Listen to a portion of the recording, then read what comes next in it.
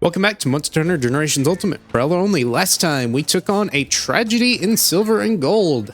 This time we'll be taking on a quest that isn't quite as difficult, but it is definitely one of the final challenges that the game will present you with, at the very least, in terms of unlocking it to use for yourself.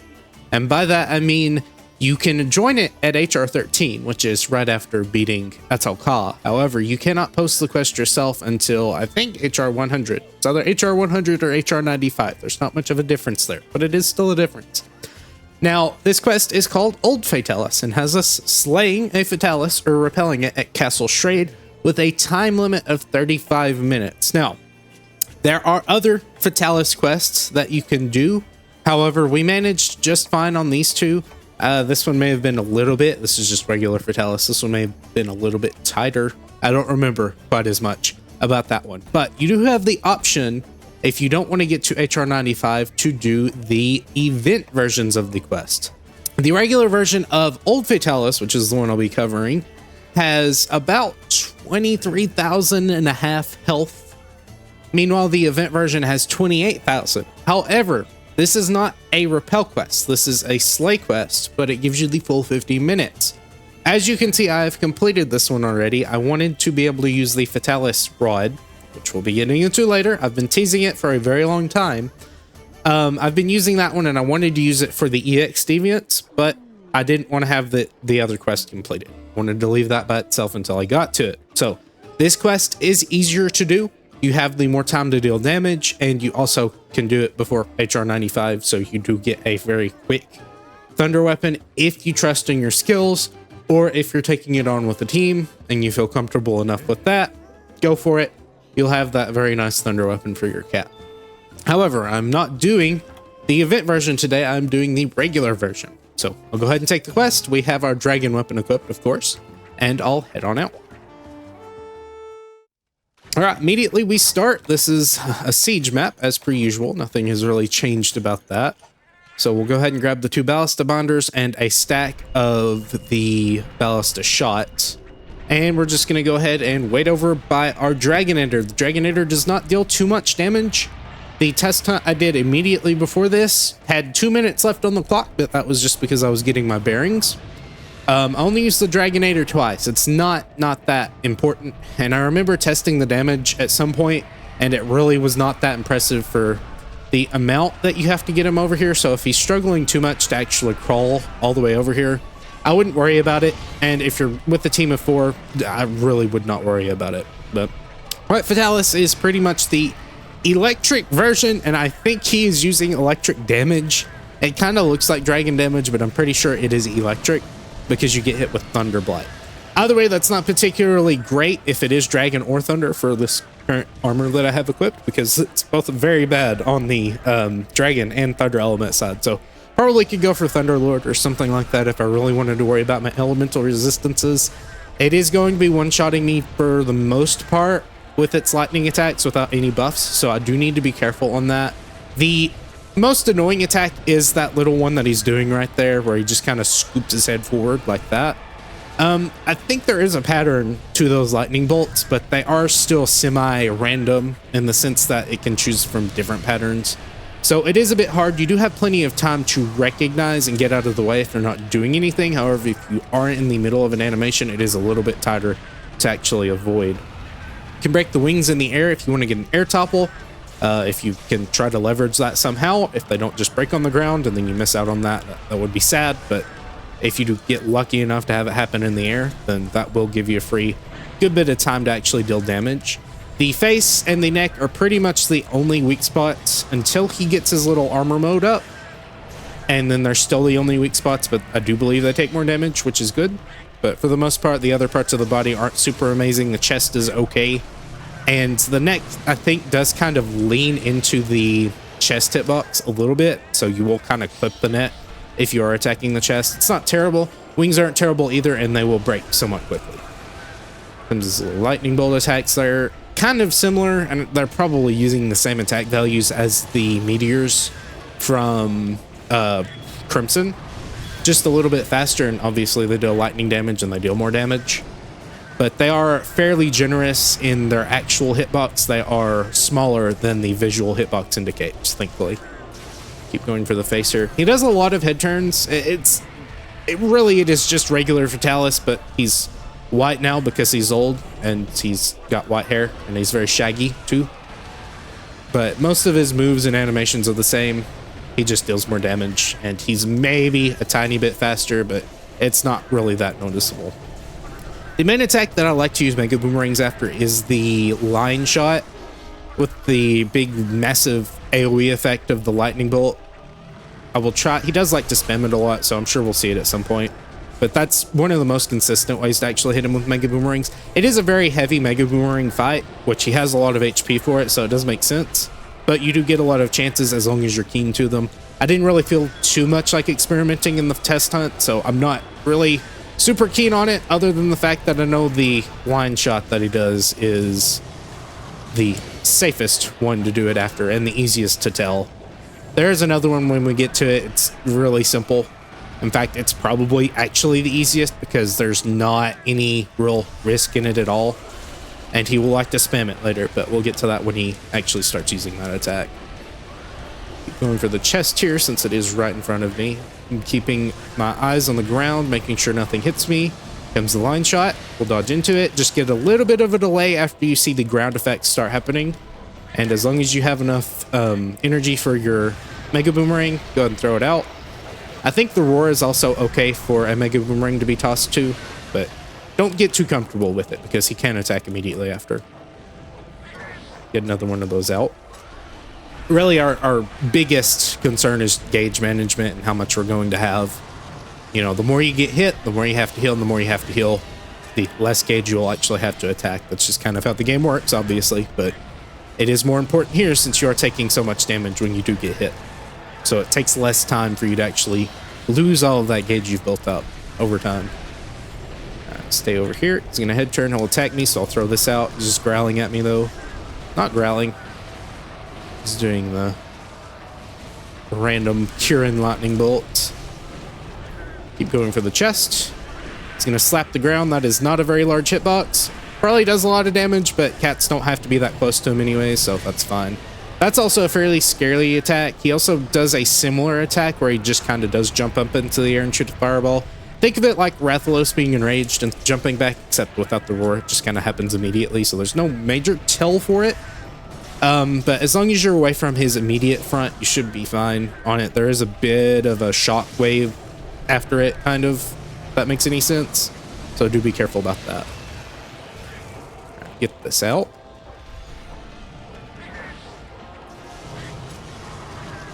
Gonna shoot that out. Usually shoots another one.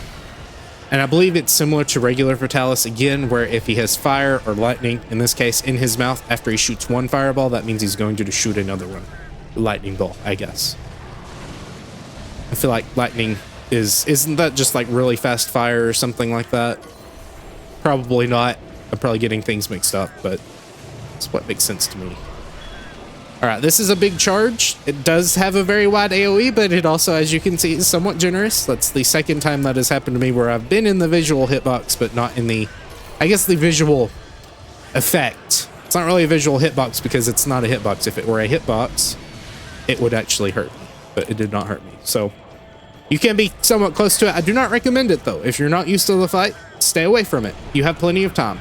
All right, here's our big attack. Now, this opens up some opportunities for some damage. He's going to fly into the air. Now, when he starts doing that little jumping animation, you can tell he's going to do the lightning volley. If it's kind of the air swirling around him, you can tell that. So the first thing you want to do is dig. And then after that, try to run over to your palicos to get them to start digging quickly. And then move away from them as quick as possible. That way they don't get one shot. Once his lightning volley is finished, we're going to run over here and start using our ballista ammo that we have. Once we run through this, we will have our ballista binders. I'm going to jump out of here because he's going to shoot something at me. Or not. Not quite sure why he shot that over there, but that's okay. Once you run out of those, you'll get your binders out, and then you'll start being able to use Mega Boomerangs. And once you run out of your ballista binders, then you can just start readying a Mega Boomerang as he's on his way down from that attack. and then throw that one out and then get another one revving up, and then use that one, and that should be able to get you 2 out per time. The ballista binders do get weaker each time you use it, so the first one you can get 2 to 3 depending on how close you are to him. Like if you can start a mega boomerang immediately, if he's close enough, then you'll probably be able to get 3 out, but if not, then you'll only get 2 out, and then the next time you can get 2 out, but it is riskier, and then the next time you'll only be able to get 1 out safely. 1, 2. There is another ballista binder on the ground if you want another one. You do have to gather it up though. The best time is while he's coming back down from his lightning volley. That is probably one of the largest amounts of safe time you have, because the attack that he does when he comes down from the sky is not the largest hitbox wise, so you don't have to worry too much about that. It does hit you if you are in his line of sight, but just as long as you stay out of the way of that, you should be good. All right, there he goes again. And it is a bit of a time waster attack. It does take some time off. I'm gonna go underground here, run over to my cat, try to get him away from the lightning bolt, and he's safely gotten under the ground. So now we're gonna go back over here. Also, if you don't have a lot of gauge, then I would save the ballista binder and only use it whenever you do have more gauge, and just throw a single mega boomerang as he comes back to the ground. That's fine. If you shoot your ballista shot too quickly, he will just absorb it because he's not, or he is intangible, or he's not intangible, something like that. Got a good knockdown, so that's good. That should take some time. Jump down here. I'm not sure what that part break was. Probably the wing, if I had to guess. Gonna get back up. Pierce. Face will break pretty quickly if you're vigilant fighting it, so that won't take that long. Especially if you're going for horns, it will break twice. So if you want the evil eye, you will have to go for that. Alright, what you doing? Okay, one of these attacks. This one is fairly safe to just run away from. It doesn't circle out too far. It does cover his kind of medium distance area, but not any more, or any further than that, if I can speak. Get out of these little lightning bolts there. Blast. I always dodge during that, since I do have the ability to adapt. Again, as usual, you rule of thumb, if I can adapt it safely, I'd rather dodge and not get the adapt than not dodge and be hit by it. Right, here it comes again. 1, 2. Okay. Little too late on that. I guess I had Moxie. I did have Moxie, so that prevented me from fainting. Or at the very least, losing an acorn. So I'm going to go ahead and go fight Wind and heal back to full. Get some HP going. I don't think this will completely get me back to full HP, but it will get me pretty close. Just make sure I time this correctly. I will try to get over to the Dragonator while I'm doing this. I think it would actually get me up to full if I were spamming it enough. Really just depends on how much your rhythm is going there, or how quickly it is going. Alright, here comes a blast. Just gonna stay at range. He'll waddle his way on over here at some point. Ideally, he's on all fours because he'll move quicker that way, but he will just kind of stand up sometimes. Shouldn't take him too long to fall back down. Thankfully, it's not too much of a commitment to use, so if he does just land close to you, it is okay damage, especially for how much effort you do put into it. But again, ideally, we are over there dealing damage, and if you're in a team of 4, just do that. Dragonator damage does not increase. With 4 people, it's not like a newer game where the health scales and whatnot, so you're better off just kind of getting your whole team over there and fighting him. Like, ballista binders are more value in the DPS front. Go fight Windcat is probably getting lasered, yes. I don't know if he's gonna dig and run away. Benkai, okay. Okay, that was weird. I guess he was using Go Fight Win. I thought he like popped Go Fight Win for a second and then just walked away from it, but that's not what happened. He was stuck in Go Fight Win and took some damage. Okay, here comes the little Fatalis waddle. Not gonna do too much. I do believe that is one continuous hitbox, so as long as you dodge the first initial portion of it, you should be fine. However, I could be wrong on that, so just try to get out of the way of it. That's just generally a good idea in general, because if you do stick in a hitbox for too long, you are making yourself more prone to actually being hit by follow-ups. 1, 2. And that attack is fairly lenient to dodge. It gets less lenient if you wait longer, so, you know, you should be fine. There's a sweet spot there, but you get the feel for it. Another line shot. Go for the neck. As he moves his face up, I'll hit the face. He's gonna growl at me. Blast. That blast does come out pretty quickly. The shot velocity is decently high, so don't wait too long to dodge it. And don't stand too close to where it will land. Like I said before, there is a bit of a outcropping, I guess. I don't know. I can't find my words. Try to spin into the back leg. I'm just hitting the tail. Tail is a horrible hit zone. Never softens, and obviously you can't cut it. Oh, I guess not obviously, but you haven't been able to cut any of the other Fatalis tails, so this would not be a first. Or this would be a first, if you could. Be out of the ordinary for sure. Alright, he's gonna laser me. Wait here. We're going for the chest area. Alright, back to this. I don't really have a lot of gauge here, so I will hold off. I could gather more ballista. I think ballista we're either doing 80 to 100. And I don't know if quest defense modifiers actually affect that. I don't remember. I've studied these things, I just have not committed them to long-term memory, so I don't really remember that much. But they are actually pretty good damage, ballista shots, for cats especially. So don't be afraid to use those, especially if you just pull them out of the box from the starting area. Like, that is a good chunk of burst damage, especially when he does fall down from the sky. That does give you a good opportunity to just grab them and shoot them, and then not spend too much time walking back to him. And ideally you get a flinch or a knockdown or something. That would be nice as well. This is a bit of a time waster attack as well. It's the same thing, just kind of, I don't know, it's kind of different. He's shooting it from his mouth and not just kind of from the air. So, same effect though. You just kind of have to walk around and wait for him to land before you can hit him again. Alright, we're about halfway through. Not quite. 15 minutes in, I'll set it that way, that's easier. We'll just kind of keep wailing on him. Little random lightning volley. That didn't even hit me. I'm not quite sure why that didn't even trigger a depth. That was kind of weird, but again, the hitboxes are very oddly shaped.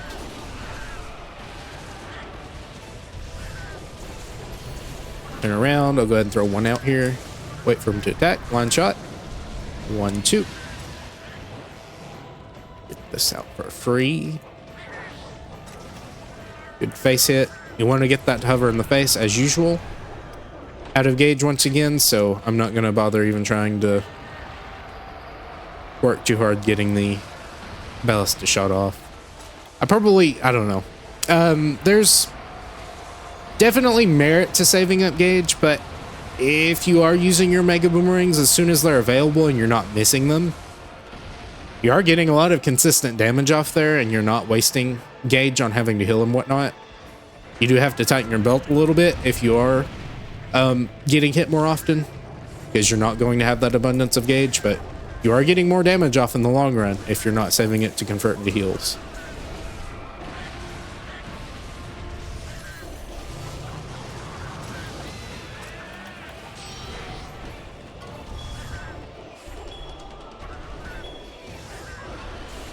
Lightning volley, move around. And as long as you run in one direction and you're not running specifically into where one will land, the lightning volleys aren't that scary. You know, that's the main thing. You're walking forward, not where you're at. If one sparks where you're at, as long as you just keep walking forward, you won't be hit by it. But if you're walking into one, obviously, like I said before, that's where you have to be careful. There's that little jump attack that we love so much that kind of just comes out of nowhere and hits you.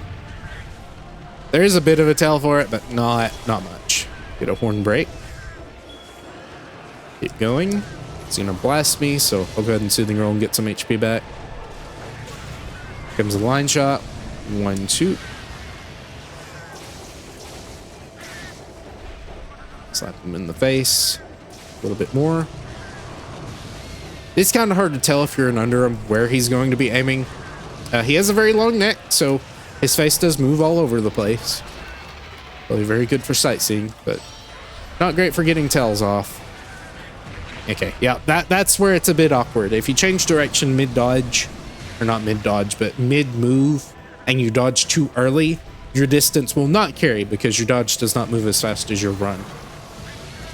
However, obviously, you get the chance to adapt to something.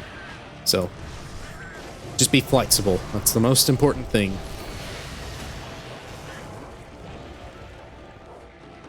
Fill this out.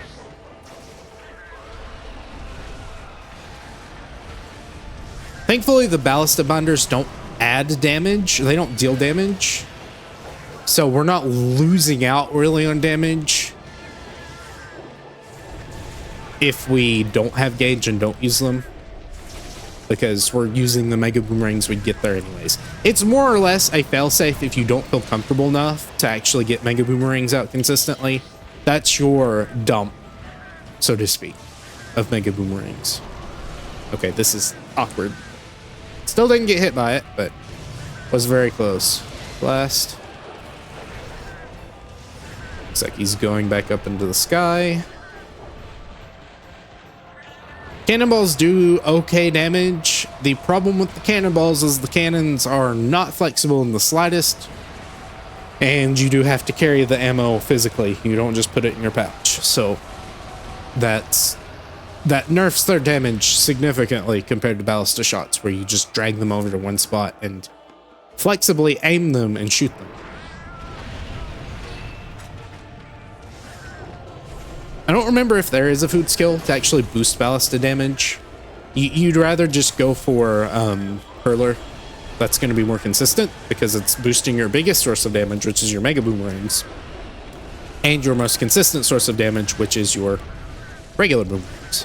So I wouldn't worry too much about that, but if it is just randomly a bonus skill with Hurler, then that's also nice as well. However, Moxie is actually pretty good here in a fight where you're getting one shot most of the time. Let me say it this way. You're getting one shot when it matters, right? Because a lot of the time it doesn't matter if you get hit because you can just fill it back up to full, but the larger attacks that you're kind of stuck during or something like that, that's when you really do want Moxie to proc.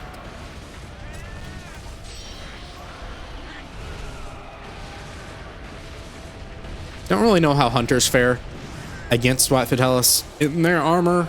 Blade Masters specifically, obviously gunners have the same problem as cats with damage, but Blade Masters I think have a bit of an easier time. Not too easy because again it's just throwing out massive damage everywhere, and since you are slower in general and you don't have ranged to your advantage, or range to your advantage, then yeah, you're gonna struggle a bit more to actually get free damage off without having to move around at the very least a small amount. But they do get the best times outside of Valor Heavy Bowgun.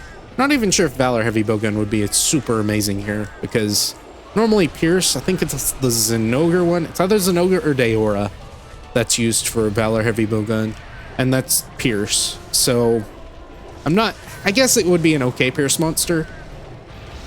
I didn't really look at the piercing hit zones, but as long as he's on all fours, if he's up in the air, I think that would make it a little bit more awkward to hit. But Valor Heavy Bowgun damage is very ludicrous. It's just whether or not you actually have enough ammo to finish the hunt. And with that much HP, I'm not quite sure how consistent you could do it with a lower skill level. Obviously, for speedrunning, doesn't matter. You're going for top marks every single time. So if you miss something that badly, then you just reset and go back to it.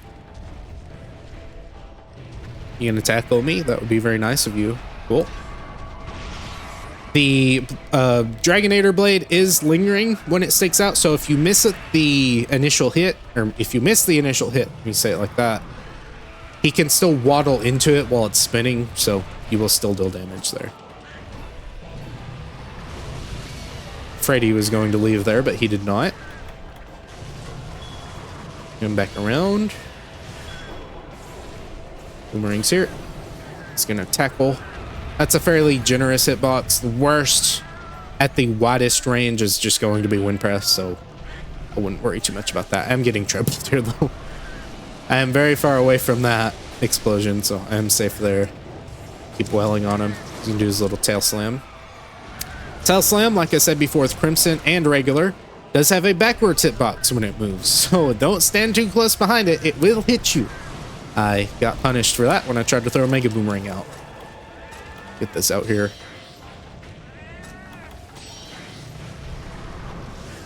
One shot. Now, ideally, you're getting these off when Go Fight 1 happens, so you do get more of a collection of gauge, but again, I'm not going to complain too much. As long as there's a consistent attack that he does, I can punish. You can see I don't really get that much more, or that many more opportunities to actually use Mega Boomerang, so I'm pretty satisfied with that, honestly. It will add up.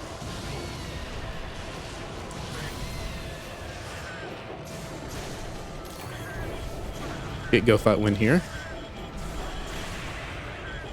I think the dirt clouds actually there are a hitbox, so that may be where the range on that attack is going. 1, 2. He may back up into me, I'm not sure, or back up away from me. Another line shot. 1, 2.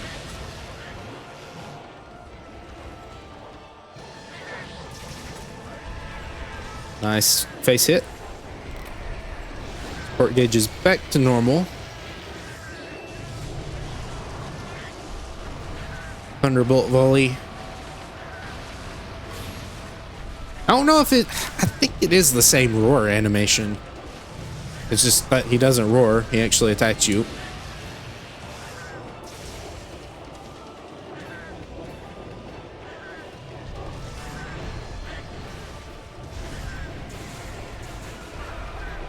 This is actually, I think, a pretty good spot to throw Mega Boomerang out. Just don't waste all of your hits on the tail, obviously. That would be very sad. He has not flown into the air for a good moment, so maybe he'll keep that up and not waste more time. He will tackle me here, though. Thankfully, you can just dodge straight into it and be fine. 10 minutes left. We have probably one more Dragonair to use in us. Probably at the 30-minute mark. And that will happen, obviously.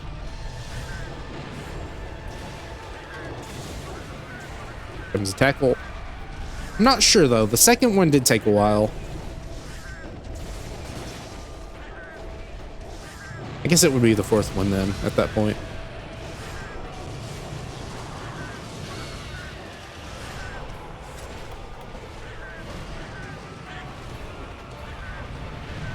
Wanted to try to quick aim that and then lunge to get some distance on him, but it's okay.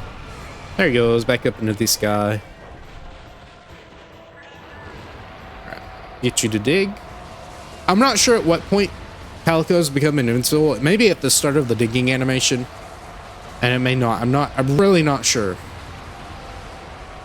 Just gonna wait. Alright, it's gonna come down now. Stay off to the side.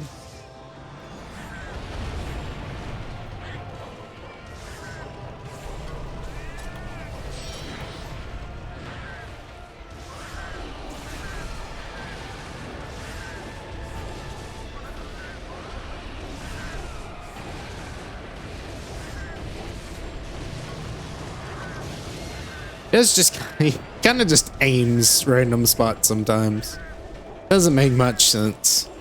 A bit hard to track as well. Maybe that's the point. I have like a 10% chance to shoot in a random spot on the map.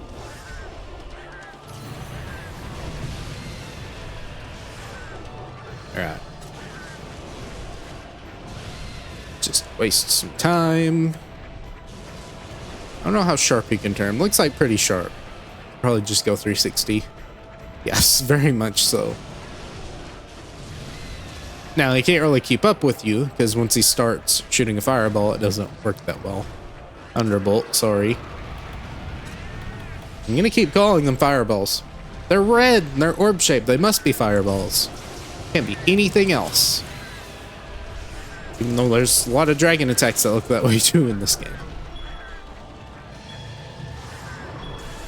Alright, stay away from this. Don't want to be hit by that backwards hitbox. All right, line shot. 1, 2. Lose our Palicos for that, but we do get to go fight one Mega Boomerang off, which is nice. Growl at me. That's kind of awkward, but as long as you do delay, you can get a fairly consistent adept dodge off on the lightning bolts, but don't do it immediately. That is not safe. 1, 2. Again, your biggest enemy here is time and being consistent and not dying, because obviously the more you die, the less or more time you waste, less time you have. But on the 50-minute one, yes, you do have to deal with the monster dealing significantly more damage. But if you're being one-shot anyways, or two-shot, it's not really that different. It just don't get hit. And if you do, well, you lose an acorn. That's all. But the extra time certainly does help. Because you get almost 50% more of your time. In fact, maybe a little under. Well, I said almost. Almost 50% more of your time for less than like 10% extra health. I say less than 10%. That would be 2,000 health. It's about 5,000 health more. So certainly less than 50%. Not quite anywhere near like 50%. Maybe 20% extra health at most, but not even that.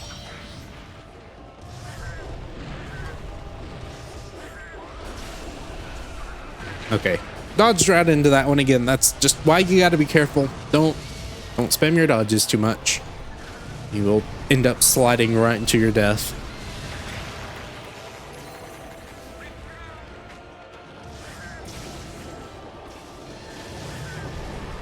Launch shot.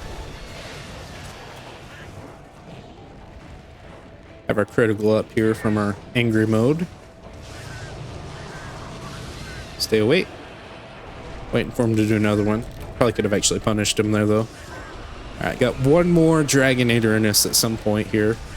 Maybe. Again, I may have waited too long, or it may have took too long.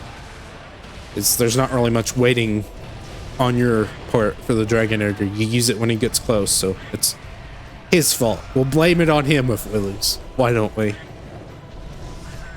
But I've certainly most definitely gotten more damage off here at a better time.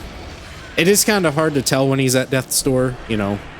It doesn't really have any major signs, so I'll just keep going.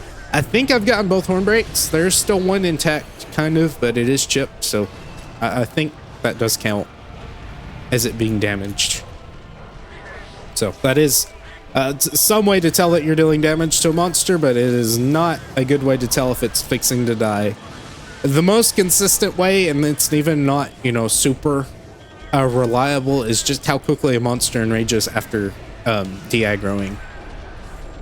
Because after a certain point of health, they do just kind of instant enrage, which is good if you're using Agitator. Bit greedy. I think I'm fine though. Oh yeah, you do the safest attack. That doesn't even deal that much damage if you do get hit by it. Dodge. Come on. 1, 2.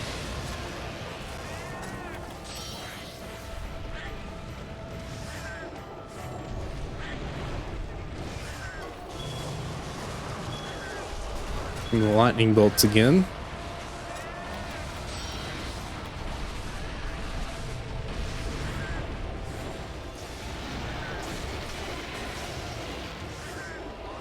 Here they come again. Again, I'm not really a big fan of this attack. It is a bit squirrely. I'm sure if I put more effort into actually recognizing the patterns that come out, it would be much easier for me to avoid, or at the very least stay in the safest spots for the on average. So you did move kind of far away.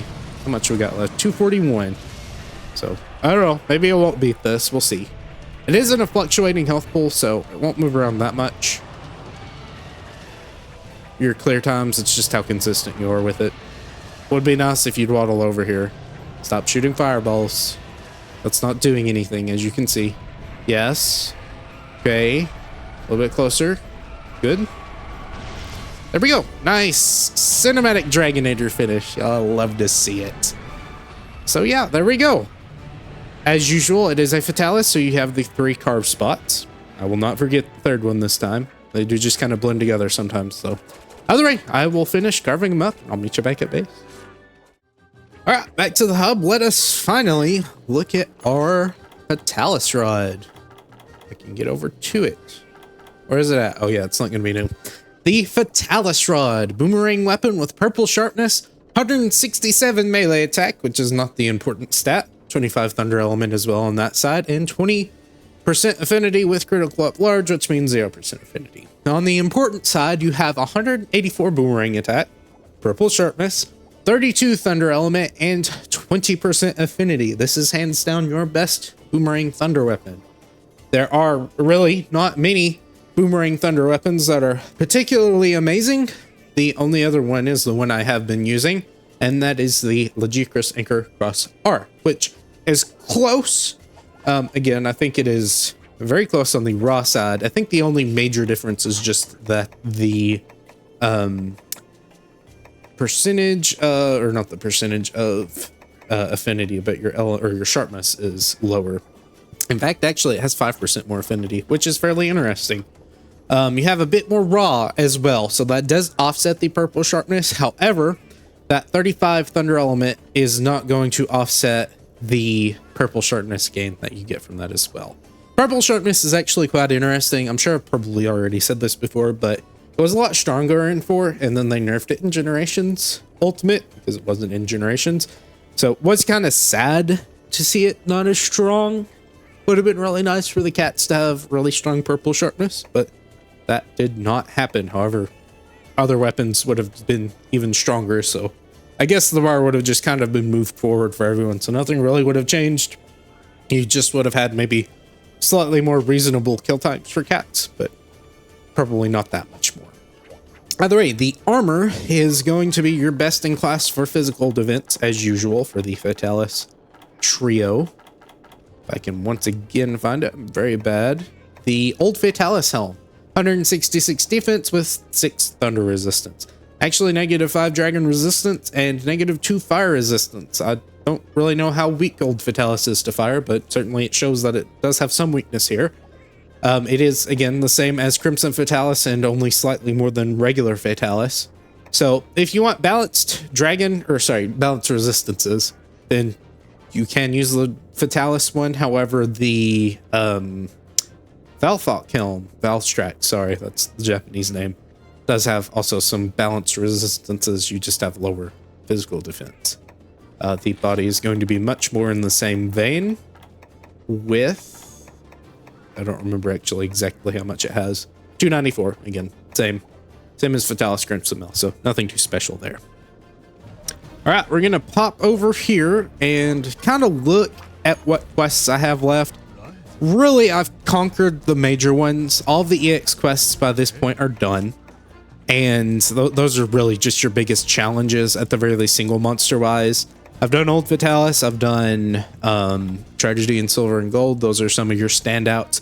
The biggest ones left are the multi-monster quests. And those are either unlocked by doing every single quest in the game, which is not super fun to have to do. There's a lot of gathering quests in this game. It is an anniversary game, so you do have a lot of fun monster hunts, but you also have a lot of the, how should I put it, I guess garbage that sometimes comes along. I guess it is fun if you're just kind of here for the long haul, but if you are trying to get stuff done quickly, you're not really going to be able to unlock those special quests very quickly. However, you have some more quests I do plan on going over, since they are kind of these special all-in-one quests. So first one is Monster Hunter Channel 1. It's going to have us hunting a lot of flagships. In fact, up to the 3rd generation of flagships, excluding Kushala Daora, because I guess Elder Dragon's too good for this low quality selection of flagships, even though their flagships are not really that low quality. Then Monster Hunter Channel 2 has from 3 Ultimate on up till Generations Ultimate, which is the game that was current at the time of this releasing, if that makes sense. It should. There are also some other super long quests and stuff like that. I don't really think there's actually many in the event selection. I think those are really only the major ones. But you also have the usual selection of your stronger version monsters or your stronger monsters, such as Yukonlos, a Cantor, Lash and Lung, Latreon. They just have more HP and they deal more damage. They do not have the benefit that these monsters have, where you have the extra time to slay them. They are, well, actually, a Latreon may. Let me check real quick. That may actually be the case. No, 50 minutes for a Latreon. It is just a slay quest. But they don't have that advantage, so it is super challenge.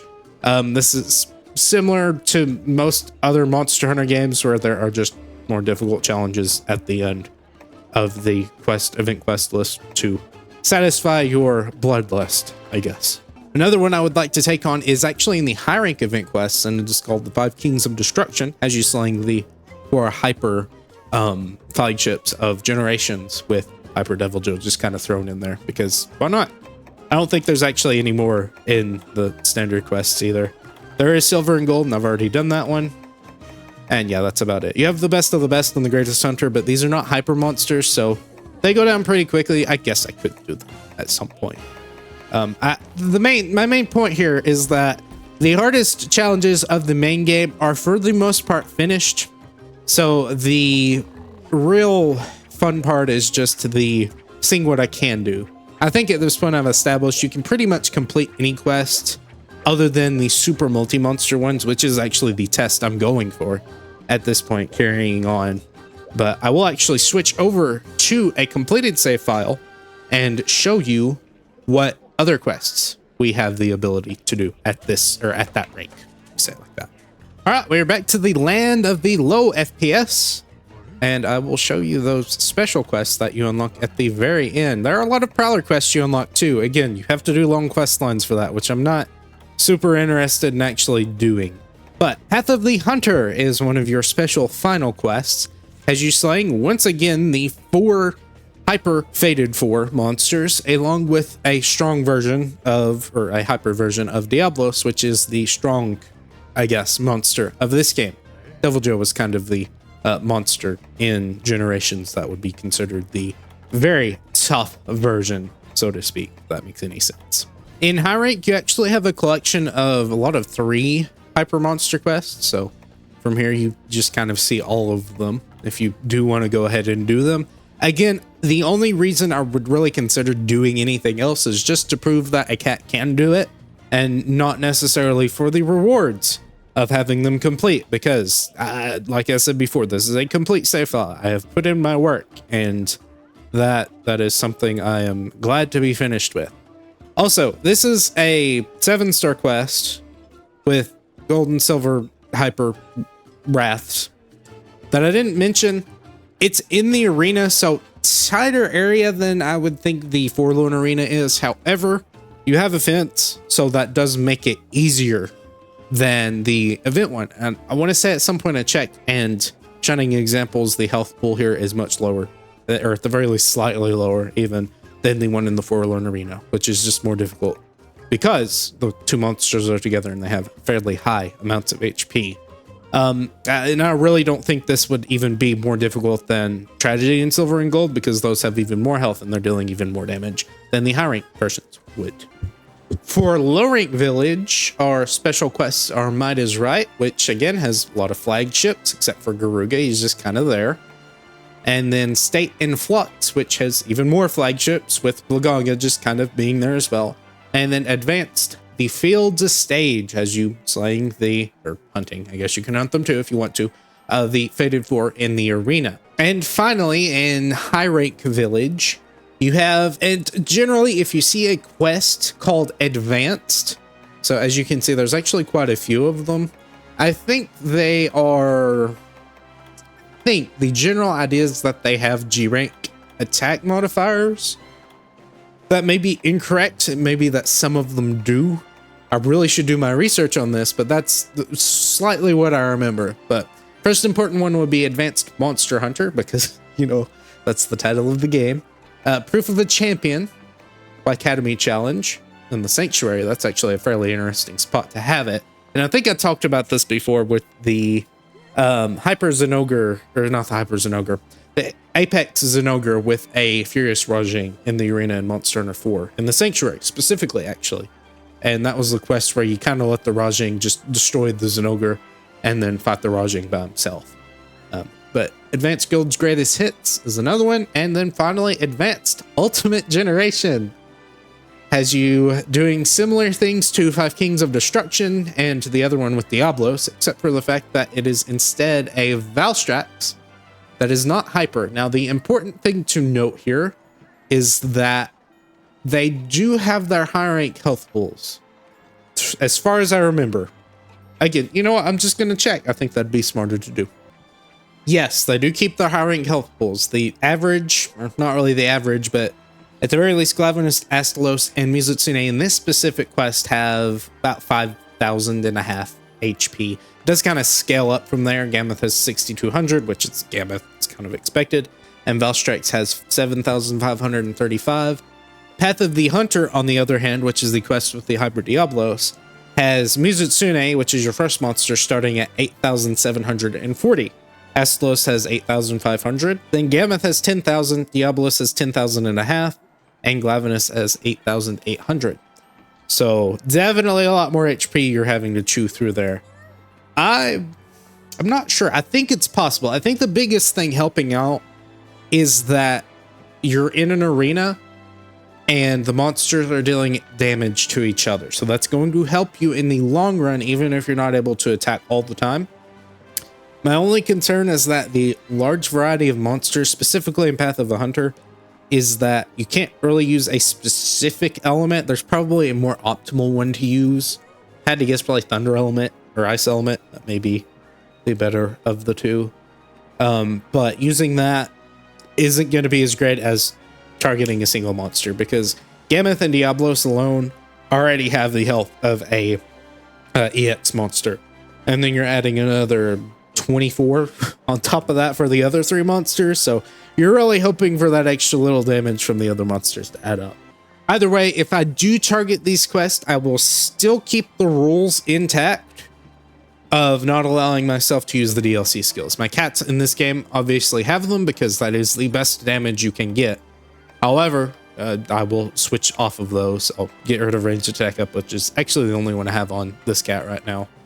Weakness exploit can be used, but I'll probably just swap it for something else, or I may just take it off. I don't really know how quick and easy I can get rid of a skill. I think I could actually do it pretty nicely, actually. Either way, back to our regular universe, I guess. Go ahead and call it here. Again, that's a lot of rambling at the end, but I think it's a good idea to let you know where my thoughts are and what I'm planning on doing, because that is kind of the final Fatalis. That is the final challenge, I guess you could consider it, because it is kind of the big bad super monster, but super scary and whatnot, I guess. I don't know. Either way, thank you for watching. I hope you enjoyed. If you did, please consider leaving a comment below and maybe even consider subscribing. If there are any quests that you are particularly interested in seeing a cat do, let me know. I'll go for it. Either way, thank you for watching once again, and have a nice day. Goodbye.